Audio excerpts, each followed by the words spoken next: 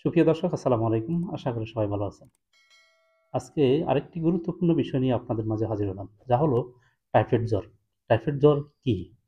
সে বিষয়ে আপনাদের মাঝে আজকে একটু বিস্তারিত আলোচনা করতে চেষ্টা করব। টাইফয়েড জ্বর একটি ব্যাকটেরিয়া জনিত রোগ।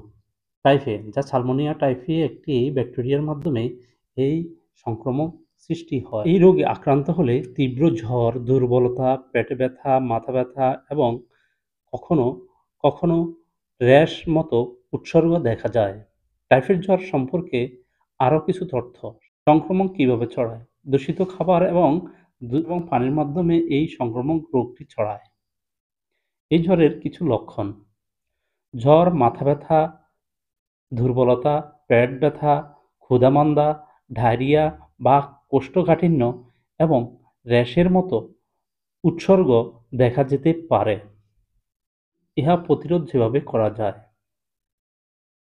ব্যক্তিগত স্বাস্থ্যবিধি মেনে চলা, যেমন হাত ধোয়া, যেমন হাত ধোয়া, দূষিত খাবার ও পানি পরিহার করা এবং টিকা গ্রহণের মাধ্যমে এই রোগ প্রতিরোধ করা যায়, এমনটাই মনে করছেন বিশেষজ্ঞ ডাক্তারগণ।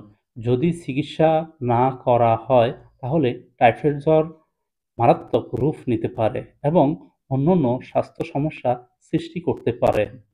টাইফয়েড জ্বর হয়েছে কিনা তা নিশ্চিত হওয়া ছাড়া অ্যান্টিবায়োটিক সহ বিভিন্ন ওষুধ খাওয়া যাবে না।